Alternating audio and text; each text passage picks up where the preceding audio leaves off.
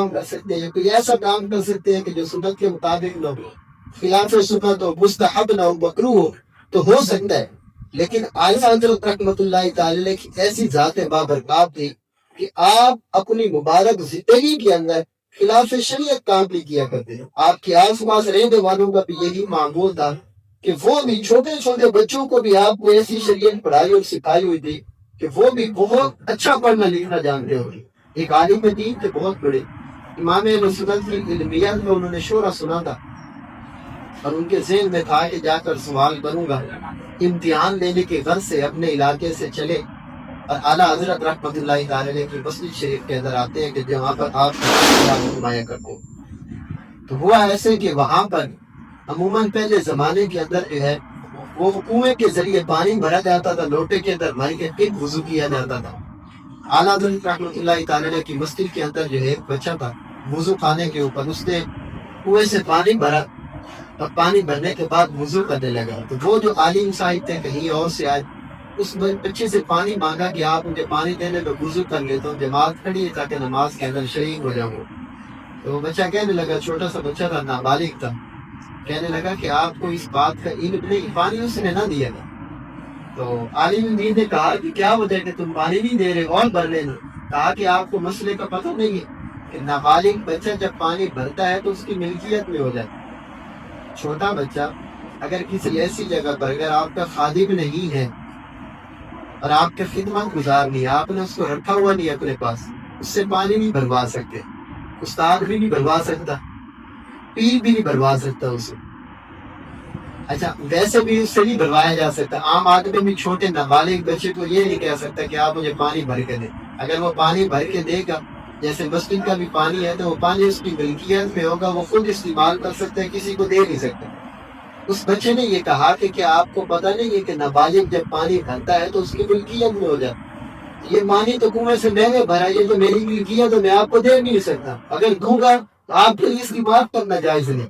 پھر اس کو سمجھ آئے گا کہ امام اہل سنت اعلیٰ حضرت رحمۃ اللہ تعالی نے جن کی علمیت پہ شورے ہیں، ان کے مدرسے کے بچوں کے علم کا یہ عالم ہے تو ان کا اپنا علم کیا ہو۔ ایک شخص آیا اعلیٰ حضرت رحمۃ اللہ تعالی کے بارے میں، اس نے سنا تھا کہ پوچھوں گا، اور دیکھوں گا کہ یہ بڑے ان کا شورا ہے علم کا، عمل کا۔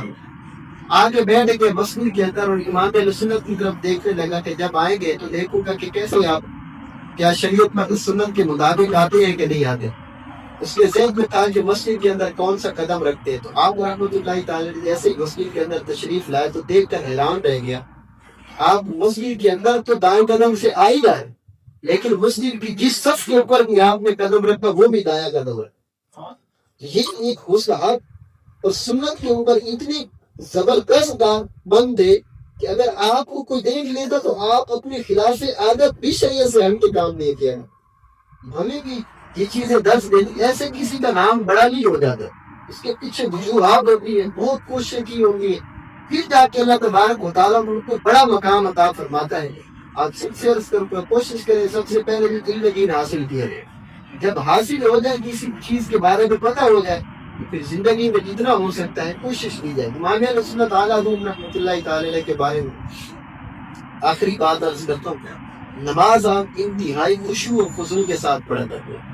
عموماً ہم نماز پڑھتے ہیں تو پوری نماز پڑھ کے فارغ ہو جاتے ہیں، پتہ ہی نہیں ہوتا کہ نماز میں پڑھا کیا۔ پوچھ لیا جائے امام صاحب نے کیا قرات کی ہے تو ہم گھر کے معاملات میں اتنے الجھے ہوتے ہیں، پتہ ہی نہیں ہوتا سورت امام صاحب نے کون سی پڑھی۔ بعض اوقات ہوتا ہے کہ نہیں توجہ ہوتی، لیکن نماز کا سب سے اہم ترین جو پہلو ہے وہ خشوع و خضوع ہے کہ نماز کو توجہ کے ساتھ پڑھا جائے۔ نماز میں کیا پڑھا ہے؟ نماز دعا پر مشتمل ہوتی ہے، یا اللہ کی حمد ہوتی ہے، اللہ کی ثنا ہوتی ہے، سرکار علیہ الصلوۃ والسلام کی ذات پر درود پاک پڑھا جائے تو توجہ اس کی طرف ہونی چاہیے۔ بعض اوقات ہماری توجہ اس طرف ہوتی نہیں۔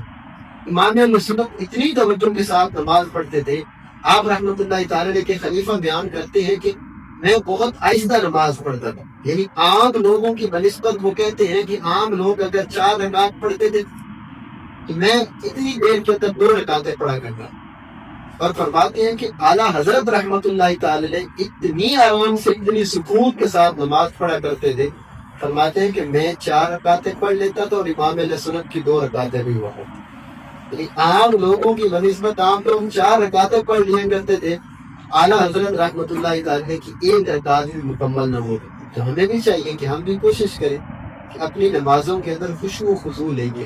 اللہ تبارک و تعالیٰ کا قرب بندے کو دنیا کے اندر سب سے زیادہ جو نصیب ہوتا ہے وہ نماز کی حالت میں ہوتا ہے، اور نماز ہی ہماری ایسی ہوتی ہے کہ ہمیں پتہ ہی نہیں ہوتا کہ مانگ کیا رہے ہیں، کر کیا رہے ہیں۔ دعا کے اندر بھی بعض اوقات ایسے ہوتے ہیں کہ ہم ایسے دعا کرتے ہیں کہ جیسے کھیلنے والا۔ حدیث پاک میں ہے کہ اللہ تعالیٰ ایسے شخص کی دعا قبول نہیں کرتا کہ ہم دعا کر رہے ہیں، جا بھی رہے ہیں، ادھر بھی دیکھ رہے ہیں، آ کون رہا ہے، جا کون رہا ہے، اللہ سے کیا مانگ رہے ہیں۔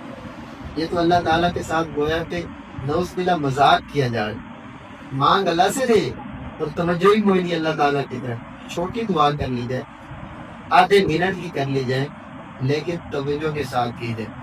اس سے اعلیٰ حضرت منایا جا رہا ہے دعوت اسلامی کے خود شورا الحاج قاری سلیم صاحب تشریف لائیں گے برکسی مسجد کے اندر۔